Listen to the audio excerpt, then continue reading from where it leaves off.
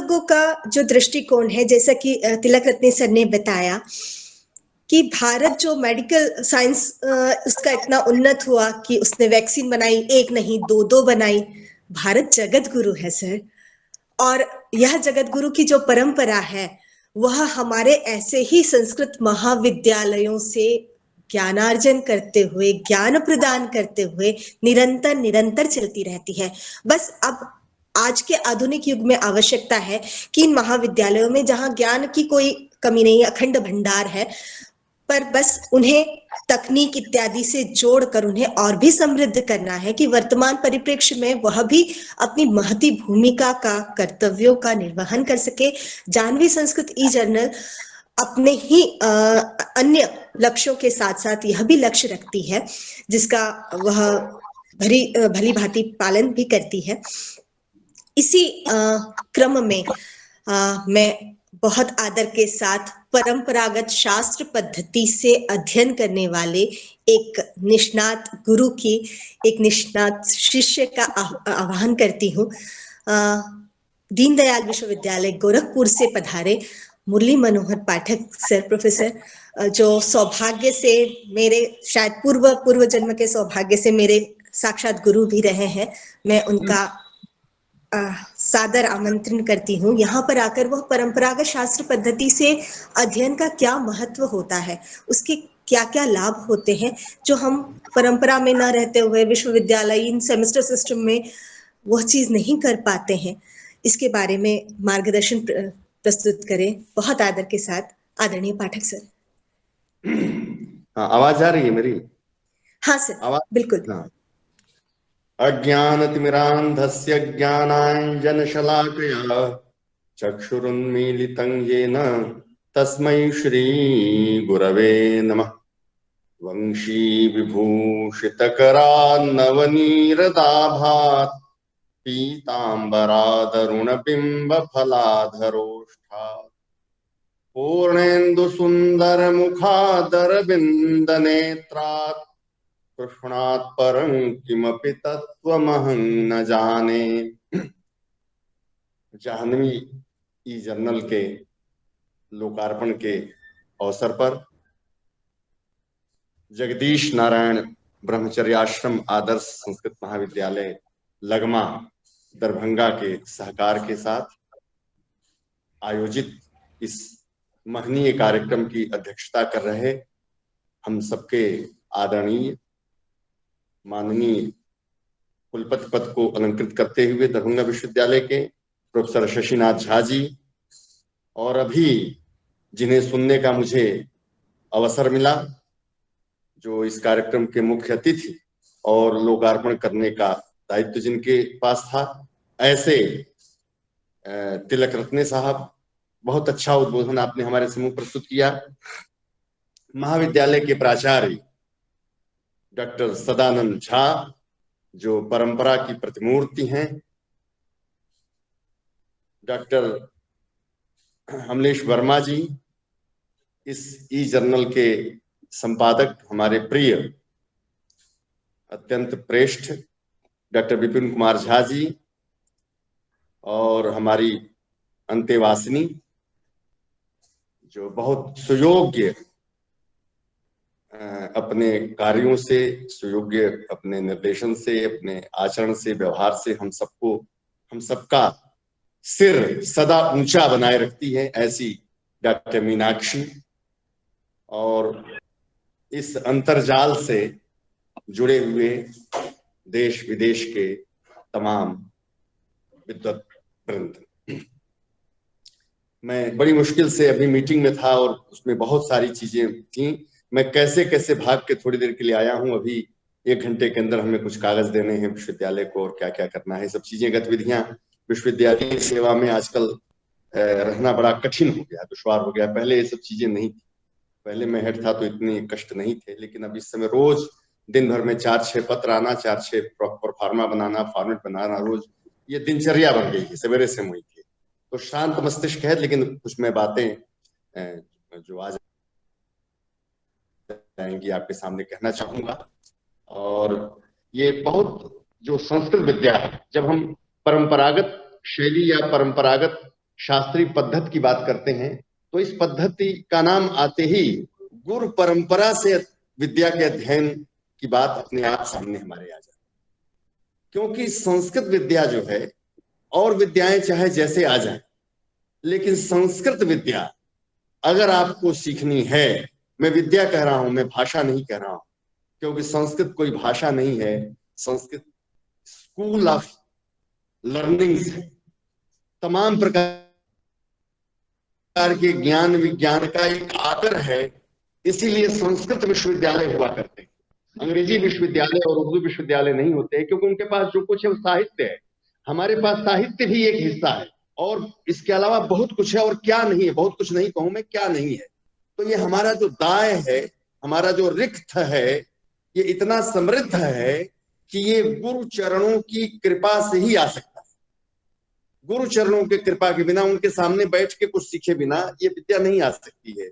आज देखिए, हम लोग इस यंत्र के माध्यम से एक दूसरे से जुड़े हैं, आज हम लोग ऑनलाइन कक्षाएं ले रहे हैं, लेकिन बड़ी ईमानदारी से मैं कहूं कि विद्यार्थी को वो बोध इस ऑनलाइन पद्धति से कभी भी न हुआ है, न हो सकता है, न हो रहा है। क्योंकि जो चीज गुरु, जब आप देखिए हमारी परंपरा की विद्या ये है कि जब गुरु पढ़ाता है, अंतेवासी उसके सामने बैठता है, तो वो केवल किसी शब्द का अर्थ नहीं बताता है, वो अपनी सारी की सारी परंपरा को संक्रांत करता है। परंपरा का वह अपने शिष्य में आधान करता है। तो एक साथ जहां वह किसी विद्या विशेष का ज्ञान प्रदान कर रहा है, वहीं अपनी गुरु परंपरा जो पीढ़ियों से, सैकड़ों साल से या 1000 साल से जो चली आ रही है, उस परंपरा को कुछ ही देर में उस विद्यार्थी से जोड़ करके उसको कहते हैं ना कि अजस्र धारा से, ज्ञान के अजस्र स्रोत से वो जोड़ देता है, और उसके बाद से वह विद्यार्थी अपने जीवन में तमाम सारे जितने भी तत्संबद्ध विषय होंगे, उन सारे संबद्ध विषयों का कपाट खोलने में समर्थ हो जाता है। ये जो परंपरागत विद्या की पढ़ाई है, यद्यपि मैंने भी नहीं पढ़ा है, लेकिन मैंने देखा है और सुना है, ये शास्त्र ग्रंथों से नहीं आते थे, शास्त्र गुरुजनों से आते थे, और गुरुजनों के वरिष्ठ शिष्यों से आते थे। मेरे पितामह कहा करते थे, काशी से पढ़े थे, शास्त्रार्थ महारथी थे, वैयाकरण थे, वो कहा करते थे कि उनके जमाने में 20वीं शताब्दी के प्रारंभिक दशक, दूसरे दशक में, वहां बिजली नहीं थी, लाइट नहीं था, पढ़ने की कोई सुविधा नहीं थी। धीरे धीरे भारत में बिजली का विकास हुआ और स्ट्रीट लाइट वगैरह आना प्रारंभ हुए। डिबरी भी नहीं थी, केरोसिन ऑयल भी नहीं था कि लोग प्रकाश जलाए, इसीलिए सूर्यास्त के पूर्व भोजन कर लेने की प्रथा थी, काशी में भी ये प्रथा थी। तो शाम को जब विद्यार्थी लेट जाते थे, अब 12 घंटे की रात हो रही है, तो 12 घंटे तो कोई सो नहीं सकता है। संध्या होने के पूर्व ही भोजनादि से निवृत्त होकर के सारे विद्यार्थी पाठशालाओं के जो छात्रावास हैं उनमें लेट जाते थे, और एक जो वरिष्ठ है वो पाठ सुनाता था, यानी पूरी सिद्धांत कौमुदी आद्यंत तो सुना जाता था, 2 घंटे 3 घंटे 4 घंटे 4000 सूत्र। अब उस पाठ को उसका जूनियर भी सुन रहा है, सीनियर भी सुन रहा है, जो प्रथमा का विद्यार्थी है वो भी सुन रहा है, जो मध्यमा का है वो भी सुन रहा है, और जो शास्त्रीय आचार्य में पढ़ रहा है वो भी सुन रहा है। तो ये जो परंपरा थी, इसका लाभ ये होता था कि सबको सारे शास्त्र सब समय उपस्थित रहते थे, किसी को कोई कष्ट नहीं होता, क्योंकि शास्त्र आपके पास है, किसी को पुस्तक नहीं देखनी है, किसी को ग्रंथ नहीं देखना है। गुरु भी आता है तो वो पिछला आप पढ़े हुए हैं वहां से आगे प्रारंभ कर देता है ना कोई ग्रंथ। तो ये जो परंपरा से, और इस परंपरा से जो विद्या आती है, वह विद्या कहते हैं आपकी हड्डी से भी नहीं जाएगी। शरीर आपका चला जाएगा, आत्मा आपको साथ छोड़ देगा, लेकिन शरीर की, बाबा कहते थे मेरे पितामह कि तुम्हारी हड्डी, किसी एक दूसरे विद्वान को कहते थे, उनकी तो 12 वर्ष में उन्होंने कौमुदी पढ़ी है, उनकी हड्डी हड्डी में सूत्र है, जब उनकी हड्डी को तोड़ोगे तो अयूरिलिक बताएगा, वो इकोइनस बताएगा, ऐसा कहते थे कि उन्होंने 12 वर्षों में कौमुदी पढ़ी। आप सोचिए कितना आधान शास्त्र का अच्छे से हुआ करता होगा। और जो पढ़ाने की शैली थी वो सूक्ष्म शैली थी। आज जैसे मैं एक व्याकरण की ही बात करूं, आप देखिए सूत्रों में, श्लोकों में सधनिका होती थी। मुझे तो इस समय याद नहीं आ रहा है, मैं थोड़ा सोचता तो शायद याद आ जाता। अजरघा, बर्बरी, अचीकमत, अजीगमत, अभिभवत, इस ढंग के प्रयोग श्लोकबद्ध थे। गृधेर्य लोपा, भविचेद लोपा, इत्यादि इत्यादि, भवेद अजरघा। तो अब दो पंक्तियों के अनुष्टुप में अजरघा जैसे कठिन प्रयोग को विद्यार्थी सीख लेता था, और सीखने के बाद से उसको कभी नहीं भूलेगा, एक सूत्र नहीं भूलेगा, एक प्रक्रिया नहीं भूलेगी। आज की प्रक्रिया में जब हम लोग पढ़ाते हैं तो ब्लैक बोर्ड पर प्रत्येक सूत्र लिख करके, फिर वहां पर एक स्टेप, फिर अगला स्टेप, फिर अगला स्टेप, और किसी परंपरा से न जुड़े होने के कारण आज का विद्यार्थी अगर एक स्टेप छोड़ देता है तो वो पूरा का पूरा उसकी साधन का प्रक्रिया जो है समाप्त हो जाती है, वहीं पर उसकी इतिश्री हो जाती है। जैसे एक उदाहरण मैं दूं, मनोरथा अगर पुराने व्यक्ति को सिद्ध करना है तो आज हम 1.5 पेज 2 पेज में सूत्रों को लिखेंगे, और पुराना व्यक्ति जो पढ़ा होगा वो सीधे सीधे कह देगा मनस रथ इत्यत्र ससुरुः इति सस्य ऋत्वे कृते रोरि हश च इत्युभयोः प्राप्तौ विप्रतिषेधे परम कार्यम इति सूत्रेण परत्वात् रोर इत्यस्यैव प्राप्ते पूर्वत्रा सिद्धम इति सूत्रेण रोर इत्यस्य विप्रति त्रिपादिस्थत्वेन असि असिद्धत्वात् हर्षि च इति उत्वे आद्गुणः इति गुणे मनोरथः इति सिद्धम। तो एक वाक्य में, यानी 2 पंक्तियों में परंपरा से पढ़ा हुआ व्यक्ति जिस शब्द की साधनिका, जिस शब्द की सिद्धि कर लेगा, उसको कई पेज लिखने के बाद भी आज की जो आधुनिक पद्धति है या जो परंपरा से नहीं जुड़ी है, इस पद्धति वाला व्यक्ति नहीं सीख सकता है। एक उदाहरण मैं देना चाहता हूं। मैं जब बचपन में था तो पितामह मेरे थोड़े क्रुद्ध स्वभाव के थे, क्रोधी स्वभाव के थे, तो उनसे पढ़ने में डर लगता था। तो उन्होंने अपने मित्र के यहाँ भेजा कि जाओ लकुंडी पढ़ लो। हमने संज्ञा प्रकरण पढ़ लिया। हम लोग आधुनिक पद्धति से पढ़ने वाले थे। उसके बाद से जब संधि प्रकरण आया तो इको यणिच पढ़ाया उन्होंने, और अगले दिन पूछ दिया इको यणिच क्या है, तो तुरंत हमने सुनाया इक स्थाने यणस्या दच संहितायां विषय, सुना दिया। तो कहे इसको हिंदी बताओ। तो मैंने उनसे कह दिया इक के स्थान में यण होता है यदि इसके बाद अच आया हो और संहिता का विषय। एक चांटा मेरे गाल पर उन्होंने मारा, कहा कि मैंने ये पढ़ाया था। हमने कहा नहीं, यही तो पढ़ाया था, यही समझा हूं। कहे नहीं, हमने पढ़ाया था इक के स्थान में यण हो अच की परता में। बात सोचिए, किस काशी की परंपरा, इक के स्थान में यण हो अच की परता में, यानी अच परे सती जो कह रहे हैं। अब वो मैं होता है कह दिया, मेरा अपराध था एक चाटा खाने का। कहे कि होता है नहीं, स्यात है, होवे, होना चाहिए, नहीं भी होता है तो उसको करके रखो, ये इसका भाव है। तो जो स्यात का अर्थ है यह परंपरा से आएगा, और आज का विद्यार्थी होता है, हो जाएगा, ऐसा इस ढंग की बातें कर। तो इन सूक्ष्म शब्दों में, सूक्ष्म शब्द के प्रयोगों में कितना अंतर है, यह परंपरा से पढ़ा व्यक्ति समझ सकता है, और हमारे शास्त्र इस परंपरा से ही संरक्षित रह सकते हैं। एक उदाहरण मेरे मस्तिष्क में आ गया। आप सोचिए, आज जैसे ज्योतिर्विद्या है, ज्योतिर्विद्या में बड़ा सारे, आप ज्योतिष के श्लोकों में सारा गणित है। आप कल्पना करिए जिस थियरम को हम कई पेज में ले आके सॉल्व करते हैं, चाहे वो किसी प्रकार का हो। मैंने थोड़ा बहुत पढ़ा है गणित, थोड़ा सा पढ़ा है, ज्योतिर्गणित पढ़ा है, तो और वो सारा गणित एक श्लोक में बता दिया जाता है।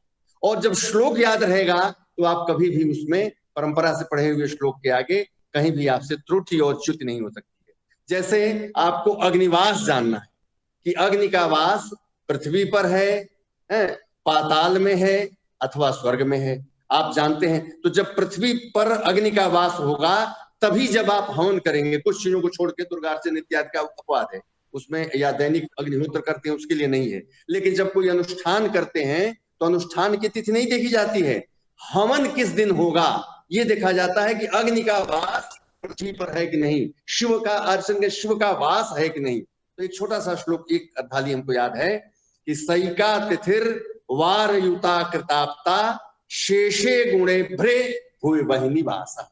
अब आप सोचिए, इतना सा एक, मतलब पूरा छंद भी नहीं है, इतने में ही बता दिया कि सैका तिथि, जिस तिथि को आपको हवन करना हो उस तिथि में एका एक जोड़ दीजिए, और वार युता, और उसमें दिन को जोड़ दीजिए, रविवार 1 2 3 4 शनिवार तक 7 होता है, तो जो दिन हो उसका क्रम जोड़ दीजिए, और सईका तिथिर वार युता कृत हफ्ता, और कृत यानी 4 से भाग दे दीजिए, शेषे गुणे, और अगर शेष 3 बचता है और अभ्र मने 0 बचता है तो भूमि वही निवास, तो पृथ्वी पर अग्नि का वास है और आप हवन करा सकते हैं। आप सोचिए, इस चीज को हिंदी में हम रटेंगे अथवा आधुनिक ढंग से रटेंगे तो क्या ये हमारे लिए कारगर होगा? नहीं हो सकता है।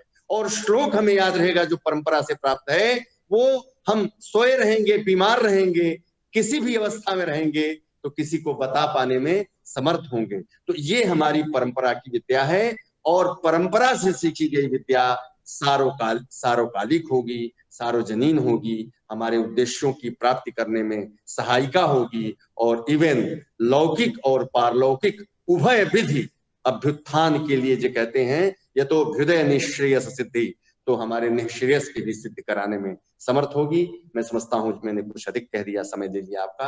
आप सबके प्रति क्षमा याचना पूर्वक, आए हुए सभी लोगों के प्रति और मुझे बुलाने वाले, मुझे अवसर देने वाले आप सबके प्रति हार्दिक कृतज्ञता ज्ञापित करते हुए, आज मैंने उसमें देखा था ब्रोशर में कि वो था स्थानीय आदेशों नल विधो, सुन नहीं पाया, शायद हो गया होगा, या तत्कालीन परिमाण वचन मात्र पत्मा पर। तो ये जब आप प्रस्तुतियां देखेंगे तो आपको लगेगा कि हमारी परंपरा कैसे उल्लसित होती है। मैं पुनः पुनः आप सबको धन्यवाद और बधाई देते हुए अपनी वाणी को विराम देता हूँ। नमस्कार।